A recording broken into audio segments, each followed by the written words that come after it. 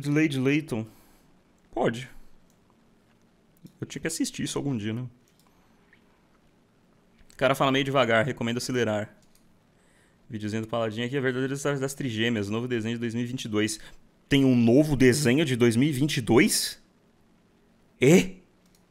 Ok, Paladinho alvo. Nossa, vamos lá então, mano. Esse vídeo aqui é do canal GD, então, nosso mano canal, né?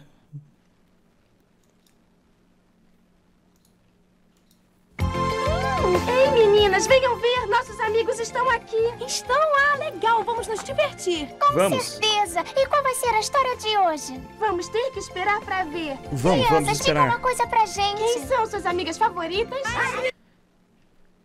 Ah, eu não posso falar isso, né? Dá uma briga, né, velho? Elas vão ficar disputando. Como assim você é mais amigo da pessoa do que de mim? Então, é mesmo pegada essa história aí, né? Não tô... Isso, as trigêmeas! Não Você saiam... tá influenciando meu pensamento aí, mano? Não vem com esses papos, não. Vocês não estão favorito, não. Vocês não estão nem top 5. E ó que vocês são 3, hein? Daí, porque tem muita diversão chegando. O que estamos esperando? Vamos começar. Tá bem.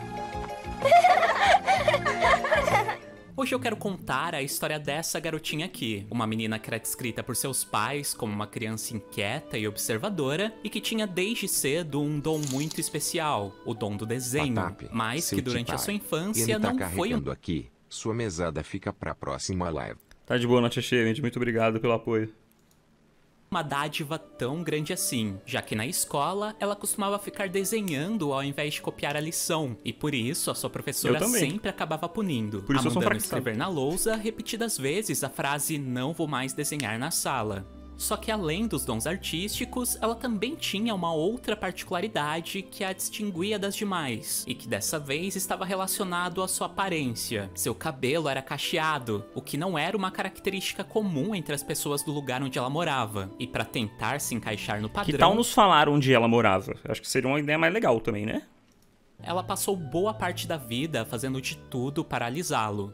Bom, mas com o tempo a nossa garotinha cresceu, se formou em artes numa famosa faculdade da Europa, virou professora, se casou e 9 meses depois acabou sendo surpreendida com 2 notícias do seu médico. A primeira, a princípio, a assustou, mas logo depois a encantou, que foi a notícia de que ela estava grávida de trigêmeas. Caralho. E a segunda foi muito devastadora. O médico alertou que a sua gravidez era de risco e que era quase certeza que as 3 crianças não iriam sobreviver ao parto. Bom, mas independentemente da notícia desanimadora, a nossa artista de cabelos cacheados não desistiu de ter uma bela e grande família. E contrariando as expectativas, ela conseguiu sim trazer ao mundo as suas 3 pequenas garotinhas. Porém, o parto não foi nada fácil. Nossa, imagina, As crianças nasceram prematuras e tiveram um começo de vida extremamente difícil devido a complicações de saúde, ao ponto de que elas não podiam sair de casa para brincar como crianças comuns. E para animá-las nessa primeira infância, a nossa artista costumava lhes contar histórias, onde as 3 irmãs eram transportadas para os mais variados mundos dos contos de fadas. Mano. E assim o tempo passou, e não demorou muito para que elas se tornassem 3 meninas lindas de cabelos cacheados, repletos de imaginação e vitalidade. Seus nomes eram Ana, Teresa e Helena, e eu acho que você já conseguiu entender aonde eu quero chegar. Pois é, essa é a história real por trás da criação das trigêmeas do desenho. 1, 2, 3, somos trigêmeas, sim. A bruxa, velho, é verdade. Gostamos de brincar. É legal que não rima, né? Isso que é foda, né? Quanto tempo você levaria pra recortar uma imagem assim? Cara, não te interessa, mano. Ninguém me perguntou isso, velho. Sai daqui. Bom, pessoal, a biografia que eu acabei de contar pra vocês é de uma mulher chamada Roser Capdevila, que hoje podemos dizer que é a escritora infantil mais importante lá da região da Catalunha. Se fôssemos definir a obra da sua vida, obviamente teria que ser As Trigêmeas, e não só porque é inspirada nas suas próprias filhas, como a gente acabou de comentar, mas também porque é uma série que traz diversos elementos da sua própria história, começando pelo fato das protagonistas terem cabelos cacheados, que foi algo feito de forma proposital para trazer representatividade. Lembrem aí que quando pequena ela sofria bullying por causa dessa característica. Mano, é muito bizarro a gente sendo brasileiro. O cara falar, então, as pessoas tinham cabelos cacheados porque tem que ser representativo, né, meu? Eu fico... Quê?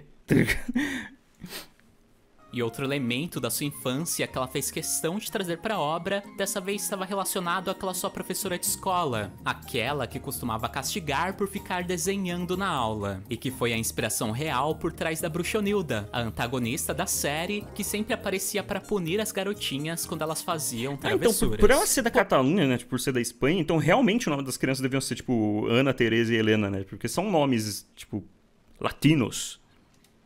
Porém, essa obra não é só importante por causa das referências à vida da autora. Na verdade, as Trigêmeas também são consideradas como um patrimônio da cultura catalã. A série conseguiu mesclar perfeitamente as aventuras nos contos de fadas infantis com eventos históricos reais da região da Catalunha, sendo então uma obra que conseguiu levar um pouco dessa cultura para o restante do mundo. Você pode não ter percebido, mas teve aula de história enquanto assistia esse desenho. E hoje eu quero te contar um pouco melhor sobre essas mensagens quase que subliminares, que quase ninguém percebe enquanto assiste, e também a história do seu desenvolvimento, que começou realmente com os contos que a Roser Capdevila contava para suas filhas, mas que acabou tomando proporções gigantescas, ao ponto de sair do controle da autora. Para você ter uma ideia, ela acabou perdendo os direitos autorais das personagens por muitos anos, e só muito recentemente ela conseguiu ter judicialmente a sua série de volta, o que a possibilitou criar uma continuação. E sim, por incrível que pareça, as Trigêmeas têm sim uma continuação com as garotas.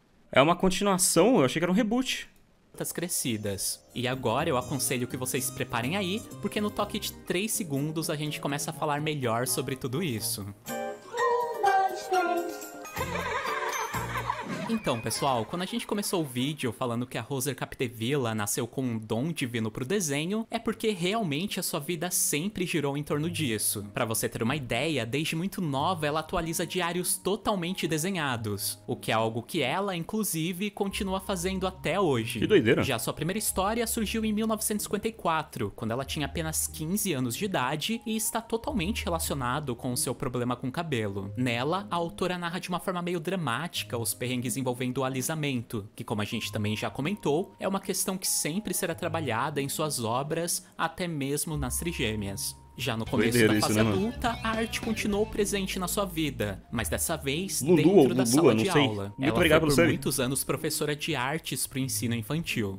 Só que ela acabou tendo que abandonar a profissão em 1969 por causa daquela sua gravidez de risco, e consequentemente para cuidar melhor das suas trigêmeas recém-nascidas. Já nos anos 70, para ajudar com o dinheiro em casa, ela acabou abrindo uma confecção de roupas, junto com a sua irmã e algumas amigas. Essa aqui, inclusive, é uma foto das trigêmeas usando uma das roupas costuradas por elas. Só que mesmo nessa época, ela não deixou a sua arte de lado, e enquanto não estava costurando ou cuidando das garotas, ela ainda arrumava tempo para fazer alguns bicos, criando ilustrações para revistas infantis. Legal. E foi justamente esses bicos que lhe abriram as portas para o mercado de livros. Dona de um traço simples, mas ao mesmo tempo muito dinâmico, não tem como a gente dizer que os seus desenhos não são perfeitos para esse tipo de produto. E para sua primeira obra, ela decidiu transformar em conto um dos momentos mais difíceis e mágicos da sua vida, que foi o nascimento e os primeiros meses de vida das trigêmeas. Legal, o livro Nós Somos as Trigêmeas, lançado em 1983, narra do momento em que a autora descobriu a gravidez até o primeiro aniversário das suas filhas. Tudo contado Isso daqui não é espanhol, né? Isso daqui é catalão, né? Ponto de vista de uma das garotas, que no caso é a Ana. E o livro deu tão certo que a editora pediu mais histórias envolvendo as 3 meninas. E foi aí que a autora teve a ideia genial de publicar as historinhas que ela costumava contar para as garotas. As histórias que as transportavam para dentro dos mais variados contos de fadas. E foi aí também que a autora decidiu criar a Bruxonilda, que aliás nos livros era uma tia que ficava cuidando das meninas. Bom, já nesse primeiro livro nós tivemos a estrutura básica de qualquer história das trigêmeas. E queria se repetir não somente nas demais publicações, como também nos desenhos animados que viriam a seguir. Começando com as garotas fazendo alguma travessura, depois temos a Bruxonilda as enviando para dentro de alguma história, cujo problema central tem a ver com a traquinagem que elas estavam fazendo, para que elas aprendam uma lição. Na sequência, temos elas superando o problema proposto, após isso a bruxa as manda de volta para o seu mundo, e no fim alguém do mundo real faz algum comentário aleatório que tem a ver com a historinha que elas foram mandadas, e tudo termina com elas rindo. Só que a sacada genial que acabou transformando as Trigêmeas num patrimônio cultural do seu país foi não ter se limitado aos contos de fadas tradicionais ou a histórias de puro entretenimento infantil. A Roser Capdevila se preocupou muito em incluir como mundos visitados pelas Trigêmeas também alguns eventos históricos reais, e por isso temos episódios delas visitando o Egito ou o Monte Everest, ou então conhecendo nomes como Mozart, Velázquez ou Johannes Gutenberg. Bom, e com o sucesso nos livros, era natural que elas ganhassem uma série animada, o que ocorreu em 1997 e que foi o desenho que a gente assistiu aqui no Brasil pelo canal Futura, que aliás foi uma animação totalmente supervisionada pela autora original, e talvez por isso ela tenha dado tão certo.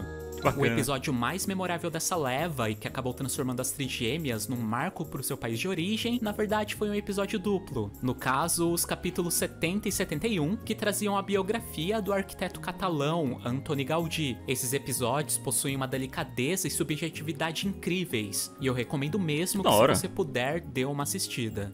Para quem não sabe, Gaudí foi um importante nome do modernismo espanhol, e suas obras até hoje são inspirações para o ramo da arquitetura. Nunca casado, ele dedicou sua vida a essas construções, só que infelizmente, na época ele era ridicularizado pelo formato dos seus prédios. Pra você ter uma ideia da falta de reconhecimento, era tipo um na Van sua Gogh catalão, morte, que ocorreu porque ele foi atropelado por um bonde, ele quase acabou sendo enterrado como um indigente. No desenho, as Trigêmeas acabam visitando quando ele está trabalhando em um dos seus últimos prédios, o La Pedrera, em Barcelona.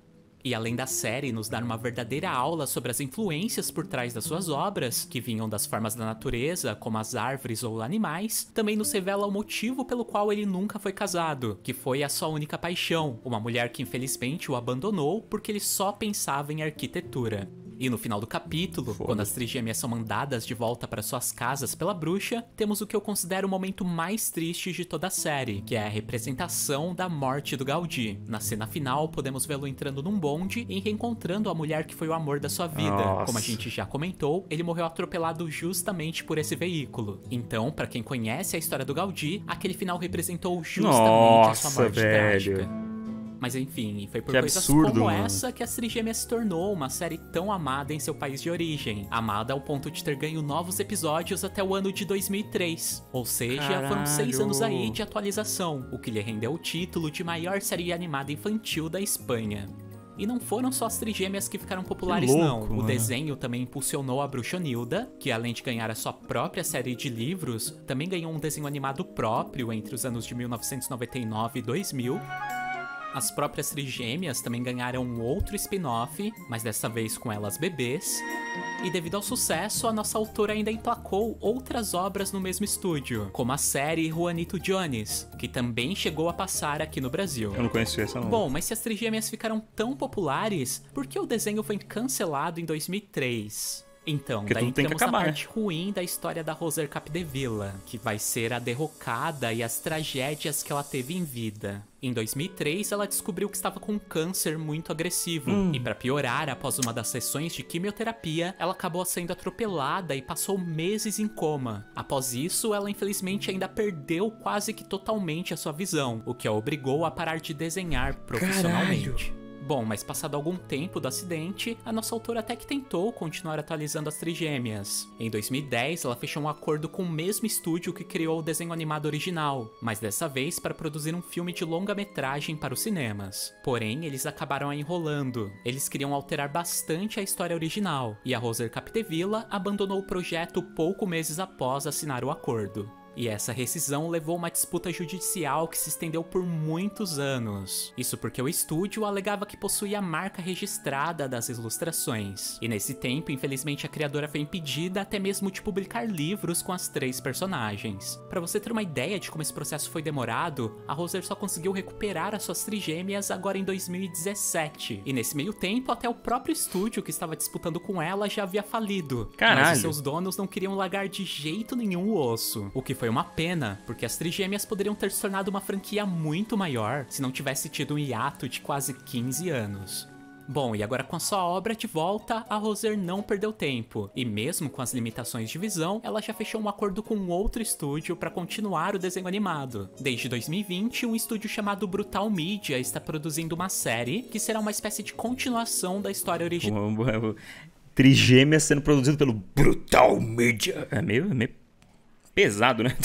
Final, que muito provavelmente irá manter a estrutura básica do enredo, só que dessa vez com as trigêmeas mais crescidas. A Roser Capdevila, apesar de não trabalhar diretamente, está supervisionando toda a criação. Vamos aguardar então para ver como é que fica. Bacana. Mas enfim, Bacana é demais, isso, né? pessoal. Essa é a verdadeira história das trigêmeas e a fantástica história de vida da Roser Capdevila. O bagulho do arquiteto ali pegou, mano. O bagulho Senhora foi- que, apesar de todas as dificuldades e limitações, continua até hoje lutando por seus sonhos e se dedicando à sua dádiva, o seu dom que ela recebeu desde o nascimento. Essa Braba. aqui é a foto mais recente dela e das suas trigêmeas. Caralho, nossa, mas elas não são nem um pouco parecidas, né, velho? Elas não são nem um pouquinho parecidas, velho. Tipo, se ele não falasse, eu ia achar que, tipo, eram umas garotas aleatórias, tá ligado? Mano, elas não têm nada de parecido uma com a outra, velho. Que bizarro. Inclusive, Essa aqui parece uma amiga minha, na verdade, mano. Essa aqui parece muito uma amiga minha depois. Vou mandar print pra ela. Inclusive, a Ana, a personagem que usa roupa azul, parece estar seguindo os mesmos passos da mãe. Recentemente foi aberto um parque infantil lá na Espanha em homenagem às trigêmeas. E ela foi quem fez as esculturas de madeira que ficam entre os brinquedos. Que legal. Ou seja, ela tem tudo pra se tornar a herdeira desse legado e manter essa história incrível viva pra sempre. Adorei, mano. Muito fofo. Muito fofo. Muito bom, mano. Vídeo muito legal, mano. Canal GD, velho. Desconhecia, mano, mas muito bom o canal. Ah, é os 7 Monstrinhos. Isso daí é um que eu nunca me deu muita vontade de assistir, velho. Eu sei que ele tem uns mistérios aí, não tem? A verdadeira história do Pingo. Ah, não, mano. Você me mandem Pingo pra assistir, mano. Não quero nem saber, mano. Isso daqui é minha infância. Tá? Quem tem ponto sobrando aí, pode vir pegar o link desse vídeo e mandar na fila, velho. Ai, quero nem saber, mano.